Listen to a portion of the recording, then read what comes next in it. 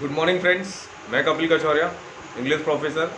एक बार फिर हमारा पहलवान गुरु टीम ग्रुप ऑफ इंस्टीट्यूशन के यूट्यूब चैनल पर स्वागत करता हूं। और वीडियो को लास्ट तक ज़रूर देखिएगा ताकि आपको ये भी समझ आए कि आखिर जो पूरे 10 से 12 जो मैं अभी 15 सेंटेंसेस कराने वाला हूँ उसका आपके इंग्लिश के जीवन में क्या उपयोग है, जो कि होने वाला ही है अल्टीमेटली। एनीवेज चलिए हम स्टार्ट करते हैं।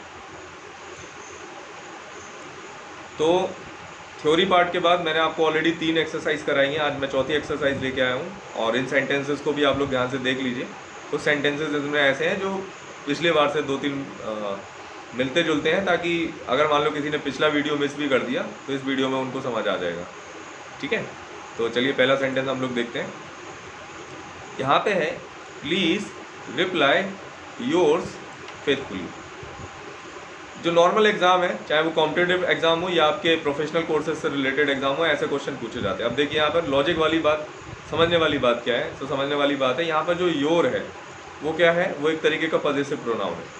अब पजेसिव प्रोनाउन क्या होता है ये भी बहुत सारे स्टूडेंट्स को नहीं पता होगा, तो चलिए वो मैं आपको एक छोटे वे में समझा देता हूँ। जैसे मान लो मैं आपसे बोलूँ माय पेन, ठीक है, और या मैं बोलूँ राम्स पेन। ध्यान दीजिएगा यहाँ पे, अगर ये समझ गए तो सब कुछ समझ गए। या मैं आपको बोलूँ राम्स पेन। अब देखिए, सबसे पहले तो ये समझ लीजिए जो राम है वो एक नाउन है। क्या है? एक नाउन। और जब हम लोग उसके बाद अपोस्ट्रोफी एस लगा रहे हैं यहाँ पर, तो राम का पेन। किसका पेन? राम का पेन। ठीक है, तो ये हो गया नाउन का पजेसिव केस, यानी इसको हम लोग बोलेंगे संज्ञा का पजेसिव केस। लेकिन अगर हम इसी को सर्वनाम का पजेसिव केस बनाना होगा तो कैसे बनाएंगे, चलिए उसको समझते हैं। तो जो प्रोनाउन की डेफिनेशन है वो क्या है कि संज्ञा के स्थान पर प्रयोग होने वाले शब्दों को हम सर्वनाम कहते हैं। The words which we use in the place of noun are called pronoun. ये सर्वनाम की परिभाषा है, प्रोनाउन। तो अब हम लोग अगर राम्स के पेन की जगह मान लो अगर हम इसे प्रोनाउन के पजेसिव केस में लिखना चाहें तो आप क्या लिखोगे? आप लिखोगे हिज पेन। ठीक है, समझना इस बात को। आप क्या लिखोगे? His pen. और हिज पेन का मतलब क्या हो जाएगा? सीधा सीधा उसका पेन। माई पेन का मतलब क्या हो जाएगा? मेरा पेन। योर पेन का मतलब तुम्हारा पेन। हर पेन का मतलब उसका पेन। ठीक है, हो जाएगा या नहीं हो जाएगा? अगर मान के चलो हम यहाँ पर लिख दें माइस पेन, या यहाँ पर लिख दें हिज पेन, या यहाँ पर लिख दें मान लो योर्स पेन, जैसा कि सेंटेंस में लिखा है, तो हो गया ना गड़बड़, हो गया ना सेंटेंस का बलात्कार। हमने वो नहीं करना, क्योंकि उसका मतलब ही है उसका, तो हमें उसमें अपोस्ट्रोफी दिखाने की जरूरत क्या है? वो तब के केस में होता है जब नाउन हो, आई मीन सेंटेंस में कोई स्पेसिफिक नाउन हो, तब जरूरत है, वरना इसके लिए ज़रूरत नहीं है। तो यहाँ पर हमें करना क्या है कि प्लीज़ रिप्लाई योर फेथफुली, यानी कि अपोस्ट्रोफी एस गलत है। क्यों? क्योंकि योर फेथफुली का ही मतलब होता है आपका वफादार। लेकिन हम लोग योर्स करेंगे तो उसमें ज़रूरत क्या है? वो तो गड़बड़ हो गया ना सीधा सीधा। तो ऐसे सेंटेंसेस जो प्रोफेशनल कोर्सेज के एग्जाम है उसमें आते हैं, तो आप इसको ध्यान रखिएगा। बहुत सीधा है, बहुत सिंपल है, बस थोड़ा सा ध्यान रखना है और सीधे 2 नंबर आपके क्रेडिट हो जाएंगे। चलो नेक्स्ट सेंटेंस देखते हैं। नेक्स्ट सेंटेंस है, I go for a 2 miles walk daily. Simple है बॉस, यहाँ पर 2 का यूज़ हुआ, तो 2 एक क्या है? न्यूमरल एडजेक्टिव है। क्या ज़रूरत है यहाँ पर एस लगाने की? ये तो हो गई पहली बात, तो एस इसमें नहीं लगेगा, सेंटेंस आपका सही हो जाएगा। दूसरे तरीके से ये भी समझना कि हम लोग जब हम लोग ऐसे तरीके से बोलते हैं कि we go for a walk, जैसे यहाँ पर लिखा we go for a walk, तो हम लोग फॉर अ वॉक बोलते हैं वहाँ पर। अब यहाँ पर 2 माइल उन्होंने नंबर दे दिया, तो वहाँ से ऐसा हटा दो और ये आपका सेंटेंस सही हो जाएगा। ठीक है, चलिए तीसरा देखिए। तीसरा है, सी लव्स आइदर यू और आई। ये भी बहुत इजी है। उन बच्चों को तो बिल्कुल इजी है जिन्होंने सब्जेक्ट, वर्ब और ऑब्जेक्ट पढ़ा हो। तो हम लोग कोई भी दुनिया का कोई भी सेंटेंस है उसको बनाने का तरीका क्या होता है?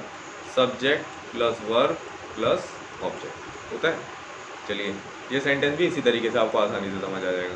देखिए यहाँ पर क्या लिखा? शी, तो शी क्या हो गया इस सेंटेंस में? सब्जेक्ट। ठीक, यहाँ पर क्या लिखा? लव्स, ये क्या हो गया इसमें? वर्ब।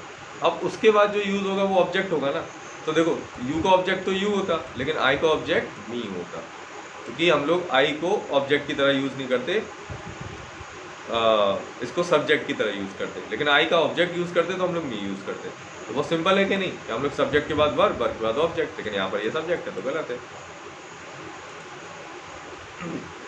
चौथा सेंटेंस है, there are 4 breads in the kitchen. ये मैं आपको पहले बता चुका हूँ कि जो ब्रेड वर्ड है पर्टिकुलर वो तो है ही है, और उसके साथ अगर आप देखो तो यहाँ पर न्यूमरल एडजेक्टिव भी लगा है, यानी आपको एक गिनती बता रहा है ना, एक पर्टिकुलर 2, 3, 4, 5। तो यहाँ पर जो 4 जो न्यूमरल एडजेक्टिव है उसके बाद जो नाउन है उसमें हम लोग एस का यूज़ नहीं करेंगे। ठीक है, तो देखो अगर हम दोबारा से रिवाइज करें तो यहाँ पर योर्स गलत है, यहाँ पर आपका माइल्स में एस गलत है, यहाँ पर क्योंकि ये सब्जेक्ट है तो आई गलत है, और यहाँ पर ब्रेड्स में से एस गलत है। ठीक, चलो next sentence, one should not hate the poors. ये तो आपको बहुत अच्छे से पता है, ऑलरेडी हम लोग 2-3 बार इस पर्टिकुलर नाउन पर सेंटेंसेस कर चुके हैं। आप ही लोग बता दो इसका आंसर।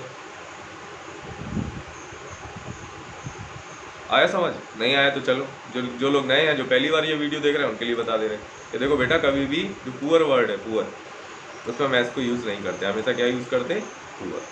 ठीक है, एस करेंगे तो ये सेंटेंस क्या हो जाएगा, आपका गलत हो जाएगा। तो इसमें से हटाओ। अब यहाँ पर हम लोग क्या करेंगे, एस को हटा देंगे और आपका सेंटेंस सही हो जाएगा। ठीक है, चलो नेक्स्ट देखते हैं। The magistrate passed order office release. तो उसकी रिलीज़ के लिए मजिस्ट्रेट ने ऑर्डर पास किया। अब देखो मजिस्ट्रेट जो होता है, अब सिंपल है यहाँ पर कि वो ऑर्डर पास नहीं करता, वो ऑर्डर्स पास करता है ना। यहाँ पर जो ऑर्डर से पर्टिकुलर नाउन है वो गलत है, इसको गलत कर दो यहाँ पे, और यहाँ पर क्या कर दो, एस को ऐड कर दो और सेंटेंस सही हो जाएगा। चलिए नेक्स्ट है,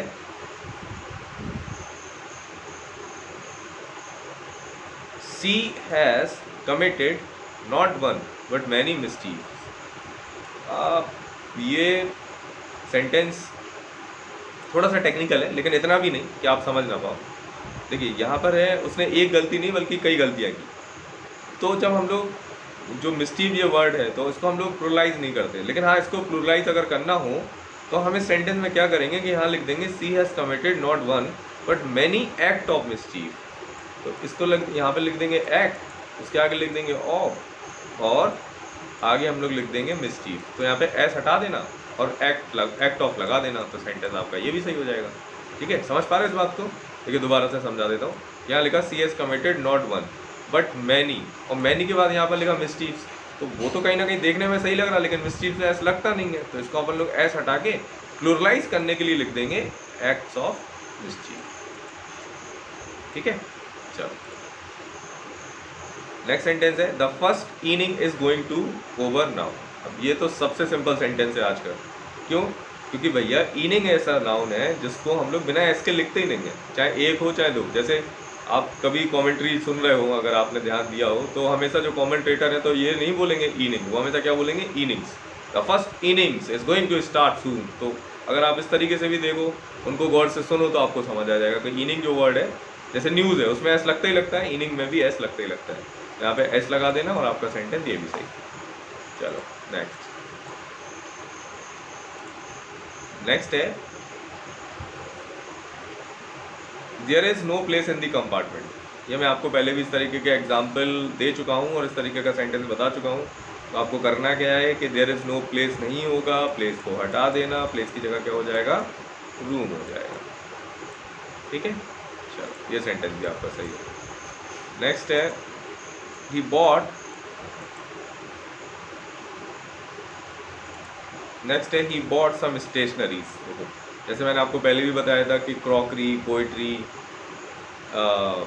स्टेशनरी, जो ये वर्ड होते हैं इसमें आई एस लगा, जैसे फैमिली, बताया था आपको अभी पहले, इससे पहले वाली वीडियो में। यहाँ पर जो स्टेशनरीज है वो गलत है। स्टेशनरीज को सही करने के लिए हम लोग क्या करेंगे, स्टेशनरी कर देंगे और आपका ये सेंटेंस भी सही हो जाएगा। ठीक है, चलो next sentence, my mother's brother's son has come. मेरी माँ के भाई का बेटा आ चुका है। अब देखिए गलत क्या है इसमें, ये समझने वाली बात है। यहाँ पर एस अपॉस्ट्रोफी एस लगा, मैंने अभी बताया था आपको पहले भी कि नाउन जैसे रामस्कार तो राम की कार, लेकिन रामस्कार, श्यामस्कार लगातार 2 बार अपॉस्ट्रोफी सेंटेंस में गलत होती। सेंटेंस तो सही है एक तरीके से, लेकिन इसका जो फ्रेम है वो गलत है। तो उसको सही करने के लिए हम लोग क्या करेंगे, देखिए इसका हिंदी बनेगा आपका my mother's brother son has come, यानी मेरे माँ के भाई का बेटा आ चुका है, राइट। तो अब हम इसको सही किस तरीके से लिख सकते हैं, तो हम इसको सही तरीके से किस तरीके से लिखेंगे, सुनना आप गौर से। The son of my mother's brother has come, अब क्या लिखोगे इसमें, the son of my mother's brother has come, सही हो जाएगा, कोई प्रॉब्लम ही नहीं है, ठीक है। तो इस तरीके से सही हो जाएगा। चलो नेक्स्ट है, there are few peoples who are really honest, ये तो आपको आता है, क्यों आता है, क्योंकि भैया पीपल्स में एस नहीं लगता, इसको हम लोग सिंपली पीपल लिखते हैं। तो there are few people who are really honest, ठीक है। चलिए अब बाकी के जो 2 सेंटेंसेस हैं वो आप लोग कर लीजिए, सेम वैसे ही हैं जैसे मैंने आपको बताए। तो जो ये सेंटेंसेस मैंने बताए हैं और इससे पहले वाली वीडियोस में एक्सरसाइज में करा रहा हूँ, आप उसको ज़रूर देखिए, मतलब खासकर जो न्यू एस्पायरेंट है, मतलब जो सीखना चाहते हैं कि हाँ सर मेरे को ये चैप्टर क्लियर कर दो, ये बता दो सर कि किस तरीके से सेंटेंस आते हैं और किस तरीके से एग्जाम में पूछे जाते हैं, पहली बात। दूसरी बात, अगर नाउन को समझना है तो आप प्लीज़ इन एक्सरसाइज को देखिए, और उसके बाद हम लोग जो और भी पार्ट्स ऑफ स्पीच की, जो हमने आपको ग्रामर फैमिली के बारे में बताया था, वो सारे वीडियोज़ अपडेट करूँगा। और अगर आपको मेरा ये वीडियो पसंद आया हो तो इसे आप लाइक, शेयर और हमारे चैनल को सब्सक्राइब करना ना भूलें, क्योंकि आपको उससे नेक्स्ट वीडियो के नोटिफिकेशन मिलते रहेंगे। Thank you so much, have a nice day.